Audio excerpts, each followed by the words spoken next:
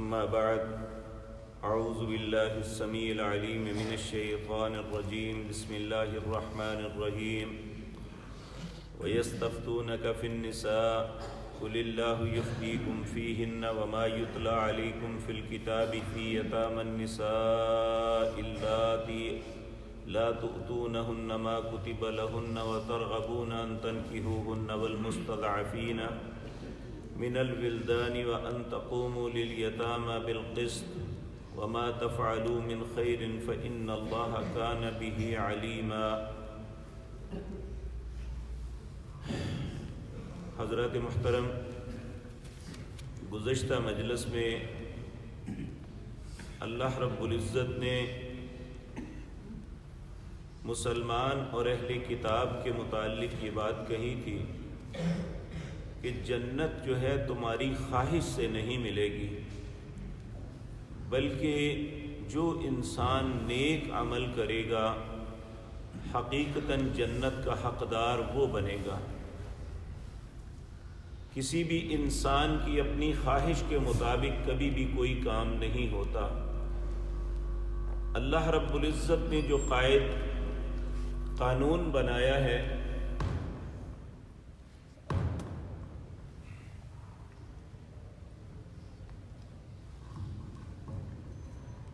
اس قانون کے مطابق ہی چلیں گے تو پھر ہی اللہ رب العزت کے ہاں کوئی انسان عزت والا مقام پا سکتا ہے۔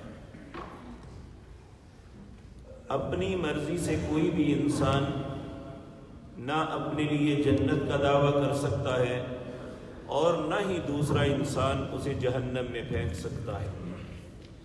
یہ اختیار اللہ رب العزت نے اپنے پاس رکھا ہے، کسی انسان کو اختیار نہیں۔ تو اللہ رب العزت نے جنت کے حصول کے لیے جو بات بتلائی تھی وہ یہ تھی وَمَن يَعْمَلْ مِنَ الصَّالِحَاتِ مِن ذَكَرٍ أَوْ أُنثَىٰ وَهُوَ مُؤْمِنٌ، جو بھی نیک عمل کرے گا وہ مرد ہے یا عورت، وہ ایمان کی حالت میں کرے گا تو فَأُولَٰئِكَ يَدْخُلُونَ الْجَنَّةَ، وہ جنت میں داخل ہوگا، وَلَا يُظْلَمُونَ نَقِيرًا، ایک تل کے برابر بھی اس پہ ظلم نہیں کیا جائے گا۔ اور پھر اس کے بعد فرمایا اس بندے سے اچھا کون ہے، وَمَنْ أَحْسَنُ دِينًا مِّمَّنْ أَسْلَمَ وَجْهَهُ لِلَّهِ، جس نے اپنے چہرے کو فرما بردار کر لیا، متوجہ کر لیا اللہ رب العزت کے سامنے، وَهُوَ مُحْسِنٌ، اور وہ اچھے کام کرتا ہے، وَاتَّبَعَ مِلَّةَ إِبْرَاهِيمَ حَنِيفًا، اور اتباع کرتا ہے ملت ابراہیم کی جو یکتا تھا، جس میں شرک نہیں تھا۔ تو اللہ رب العزت نے فرمایا ابراہیم علیہ السلام کے ان اچھے اعمال کی وجہ سے اللہ نے انہیں اپنا دوست بنایا۔ اب آج اللہ اپنی بات کو ایک دفعہ پھر ایک اور طرف پھیر رہے ہیں۔ اللہ فرماتے ہیں وَيَسْتَفْتُونَكَ فِي النِّسَاءِ، فتویٰ طلب کرتے ہیں آپ سے عورتوں کے بارے میں۔ یہ سورۃ نساء کے آغاز میں آیت نمبر 3 میں ہم یہ بات پڑھ کے آئے تھے کہ جو یتیم کا وارث بنتا ہے اسے یہ حق نہیں دیا تھا کہ وہ مال کے لالچ میں اس سے شادی کر لے، جس طرح کہ اس کے چچا یا تایا کا بیٹا اس کا کفیل بن جاتا ہے تو ان کی ہوتا یہ تھا کہ ان کی مال کی خاطر ان سے شادی کر کے ان کی زندگی ان پہ تنگ کر دیتے صرف مال کھانے کے لیے۔ تو اس وقت اللہ نے منع کر دیا، تو یہاں پھر سوال ہوا کہ لوگ یتیموں سے شادی کرنے سے ہی رک گئے، یا شادی نہیں کرتے تھے تو انہیں اپنے پاس رکھ لیتے تھے، ان کی شادی نہیں کرتے تھے، کوئی حالات ہی ایسے پیدا نہ ہونے دیتے۔ جس طرح کہ ہمارے سندھ کے اندر بھی یہ بات ہوتی ہے کہ جو بڑے بڑے ذمہ دار ہیں اپنی بیٹیوں کی نعوذ باللہ قرآن سے شادی کر دیتے ہیں۔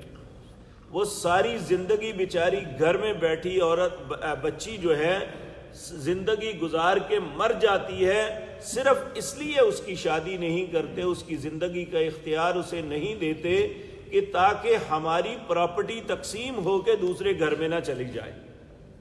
تو یہ کیفیت انسان کے مزاج کے اندر ہمیشہ رہی ہے کہ یہ مفادات کے لیے کچھ بھی کر سکتا ہے۔ آپ دیکھیں سکے بھائی ہوتے ہیں، ساری زندگی بڑے پیار سے گزرتی ہے، جب ماں باپ کی وراثت کی تقسیم کا وقت آتا ہے تو صرف مفاد کے لیے ایک دوسرے کی جان کے دشمن بن جاتے ہیں، چند ٹکوں کے لیے، چند مرلوں کے لیے، چند قطع زمین کے لیے انسان، وہی بھائی، وہی ایک گھر میں رہنے والے، ایک دوسرے سے پیار کرنے والے، جب مفادات کا ٹکراؤ آتا ہے تو ایک دوسرے کے دشمن بن جاتے ہیں، اور وہی ایک دوسرے کا چہرہ دیکھنے کے لیے تیار نہیں ہوتے کہ اس نے میرا حق نہیں دیا تھا، وہ کہتا ہے اس نے حق مانگا کیوں تھا۔ یہ ایسی کیفیت ہے جو آج ہی نہیں، دنیا میں ہمیشہ سے رہی ہے۔ تو اللہ رب العزت نے ان باتوں سے منع کیا ہے۔ یہاں بھی عورتوں کے معاملے میں پھر فتویٰ پوچھا گیا، کیونکہ بہت سے لوگوں نے ایسی بچیوں کو گھروں میں رکھ چھوڑا تھا، نہ ان کی شادیاں کرتے تھے نہ خود ان کے ساتھ کرتے، اور کچھ ایسے تھے جو مال کے لیے ان کے ساتھ یہ کرتے۔ تو پھر اللہ رب العزت نے یہ بیان فرمایا جب رسول اللہ سے پوچھا گیا کہ یستفتونک فی النساء، فتویٰ طلب کرتے ہیں آپ سے عورتوں کے متعلق۔ اب یہاں مطلق ہے کہ عورتوں کے متعلق فتویٰ، لیکن آگے جو جوابات ہیں وہ بتاتے ہیں کہ سوال کیا ہوا تھا۔ یہاں سوال کا ذکر نہیں ہے، اگلی آیات میں جب جواب دیا گیا تو پھر سوال کی سمجھ آ جاتی ہے کہ سوال ہوا کیا تھا۔ تو اللہ رب العزت فرماتے ہیں قُلِ اللَّهُ يُفْتِيكُمْ فِيهِنَّ، کہہ دیجئے اللہ تمہیں فتویٰ دیتا ہے تمہاری اس بات کے معاملے میں۔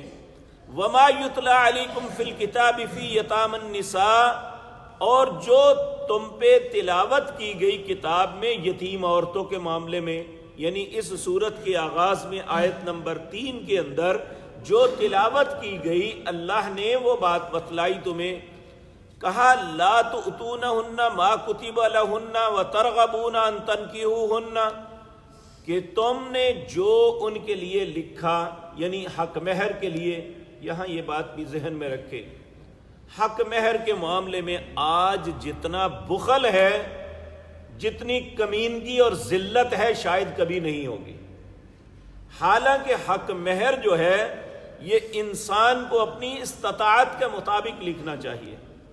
صحابہ کرام رضوان اللہ علیہم اجمعین نکاح کے وقت حق مہر میں باغ لکھ دیتے، پراپرٹی لکھ دیتے، اور 12 اوقیہ چاندی۔ سید عائشہ کہتی ہے نبی کریم اپنا حق مہر 12 اوقیہ، یہ پتہ نہیں ان مولویوں نے 32 روپے کہاں سے نکالے ہیں، مولویوں نے نکالے ہیں یا کمینے لوگوں نے نکالے ہیں۔ شریعت کے اندر کوئی حق مہر کی میعاد مقرر نہیں ہے۔ حضرت عمر رضی اللہ تعالی عنہ نے اپنے زمانے میں یہ حق مہر کی میعاد مقرر کرنے کی کوشش فرمائی تھی۔ آپ نے فرمایا کہ 400 درہم یا 40 دینار سے زیادہ کوئی حق مہر نہیں باندھ سکتا۔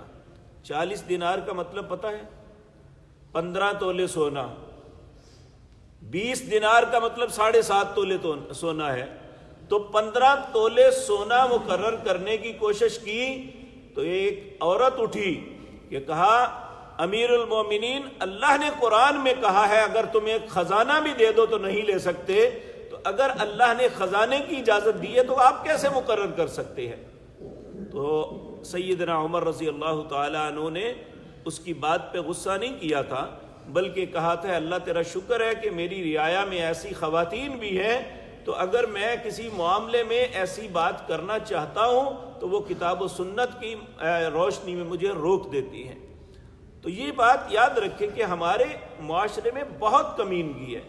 تو یہ یتیم بچیوں سے شادی اس لیے کر لیتے کہ اس کا مال تو ہڑپ کر لیں لیکن حق مہر نہ دے۔ تو اللہ کہتے ہیں جو حق مہر مقرر کیا ہے وہ دینا ہے، تو یہ نہیں کر سکتے لا تؤتونہن ما کتب لہن، کہ تم وہ ادا ہی نہ کرو جو تم نے ان کے لیے لکھ دیا ہے۔ اور آج بھی بعض نکاحوں میں یہ بات نظر آتی ہے کہ وہ کہتے ہیں جی حق مہر لکھ دو لیکن غیر معجل۔ غیر معجل کیا ہوتا ہے؟ اس غیر معجل کا مطلب ہی من میں یہ ہوتا ہے کہ دینا ہی نہیں ہے یا معاف کروا لینا۔ بعض تو ایسے یعنی فقیر ہیں کہ شادی کی پہلی رات ہی اس عورت سے تعلق تب قائم کرتے ہیں، پہلے حق مہر اس سے معاف کرواتے ہیں۔ یہ پہلے دن ہی فقیر بن گیا اپنے گھر والی کا کہ اس کے سامنے جا کے کاسا پھیلا دیا کہ مجھے یہ معاف کر دو۔ یہ اللہ فرماتے ہیں وَكَيْفَ تَأْخُذُونَهُ وَقَدْ أَفْضَىٰ بَعْضُهُمْ إِلَىٰ بَعْضٍ، کس طرح تم واپس لے سکتے ہو جب تم ایک دوسرے سے فائدہ اٹھا چکو۔ تو یہ ساری ہمارے معاشرے کی قباحتیں، ان میں نہ غریب نہ امیر کوئی بھی نہیں بچا ہوا الا ماشاء اللہ، مگر جسے اللہ بچا لے، وگرنہ یہ کمینگی عام ہے۔ اگر معاف نہیں کروایا تو لے آپ نے کیا کرنا ہے، گھر میں رہتے ہیں تو آپ کے پاس ہی ہے، سمجھو۔ نبی صلی اللہ علیہ وسلم نے فرمایا جس نے حق مہر مقرر کیا وہ نہیں دیا، قیامت کے دن اللہ کی بارگاہ میں جب پیش ہوگا تو وہ زانی شمار ہوگا۔ تو یہ ایسی باتیں ہیں جس کے معاملے میں انسان بہت زیادہ کوتاہی کا شکار ہے۔ اللہ ہم سب کی حفاظت فرمائے۔ اللہ فرماتے ہیں لا تؤتونہن ما کتب لہن، تم نہ وہ دو جو تم نے لکھا ہے، وترغبون ان تنکحوہن، اور رغبت بھی رکھتے ہو کہ ان کے ساتھ نکاح ہو، والمستضعفین من الولدان، اور کمزور بچوں کے متعلق بھی غلط فیصلہ نہ کرو کہ ان بچوں کے مال میں شریک بن کے ان میں سے حصے کھاتے رہو اور ان کو ان کا حق نہ دو۔ وَأَن تَقُومُوا لِلْيَتَامَى بِالْقِسْطِ، یتیموں کے معاملے میں ہمیشہ انصاف کرنا۔ دیکھیں جس بیٹی کا باپ سر پہ ہے تو وہ تو اس کا دفاع کر لیتا ہے، تو جس کا باپ سر پہ نہیں ہے، جس کی ماں سر پہ نہیں ہے، اس کا دفاع کون کرے گا؟ اللہ رب العزت نے اس کا دفاع کیا ہے، وَأَن تَقُومُوا لِلْيَتَامَى بِالْقِسْطِ، یتیموں کے معاملے میں انصاف کرنا، کہ یہ نہ سمجھنا کہ یہ اس کے پیچھے کوئی نہیں ہے، اب میں جیسے مرضی اس کے ساتھ سلوک کروں، اسے حق مہر دوں یا نہ دوں، جو مرضی اس کے ساتھ کروں، یہ انتہائی کمینگی ہے۔ اگر اس کا باپ نہیں اس کو بچانے کے لیے آ سکتا، اس کی ماں اس کی حمایت کے لیے نہیں آ سکتی، تو یاد رکھو اس کے پیچھے اس کا رب کھڑا ہے۔ اللہ رب العزت فرماتے ہیں وَأَن تَقُومُوا لِلْيَتَامَى بِالْقِسْطِ، یتیموں کے ساتھ انصاف کا معاملہ کرنا۔ وَمَا تَفْعَلُوا مِنْ خَيْرٍ، تم جو اچھا کرتے ہو، فَإِنَّ اللَّهَ كَانَ بِهِ عَلِيمًا، یاد رکھو اللہ کو سب کچھ پتا ہے۔ بعض اوقات انسان اچھا کرتا نہیں ہے لیکن اچھا بننے کی کوشش کرتا ہے کہ میں بڑا اچھا ہوں، میں بڑی خیر کرتا ہوں، لیکن حقیقتاً ایسا نہیں ہوتا۔ تو صرف کہنے سے نہیں، یاد رکھیں اللہ جو ہمیں چیک کر رہا ہے، وَيَعْلَمُ مَا تُخْفِي الصُّدُورُ، وہ صرف ہمارے ظاہری حالات کو نہیں جانتا، وہ ہمارے سینوں کے اندر چھپے ہوئے بھیدوں کو بھی جانتا ہے، ہمارے من کی کھوٹ کو بھی جانتا ہے، یا ہماری اچھائی اور بھلائی کو بھی جانتا ہے۔ اور یہ بڑی حقیقت بات یہ ہے کہ بڑی خوفناک بات ہے کہ انسان سمجھتا ہے کہ اس کا دنیا میں کوئی نہیں، میں جیسے مرضی اس کے ساتھ کروں۔ یاد رکھو جس کا کوئی نہیں ہوتا اس کا رب ہوتا ہے، اور پھر اللہ اس سے انتقام لیتا ہے۔ جو انسان جس کا وارث اللہ ہو، جس کا معاملہ اللہ رب العزت اپنے ہاتھ میں لے لے، پھر اس کے ساتھ کوئی زیادتی کرے تو پھر اللہ ان معاملات کو اپنے ہاتھ میں لے لیتا۔ دیکھیں یتیم کا معاملہ تو اتنا اہم ہے، اگر معاشرے کے لوگ اس کی طرف توجہ نہ دیں، اللہ اس معاشرے سے، ان لوگوں سے رزق چھین لیتا ہے۔ تو جو کفیل بنا ہو اس کی تو کیفیت ہی کچھ اور ہو۔ تو اللہ رب العزت یہاں پہ یہ آداب بتا رہے ہیں کہ ان کے ساتھ برے سلوک نہیں تم کر سکتے۔ اللہ ہمیں ایسا معاملہ ہو، تو اگر ہمارے ساتھ نہیں ہے، معاشرے میں ایسا ہو رہا ہے، تو ہمیں اپنے معاشرے میں کردار ادا کرتے ہوئے ایسے مظلوم کی مدد کرنی چاہیے۔ اللہ ہمیں توفیق دے۔ اقول قولی ھذا واستغفر اللہ۔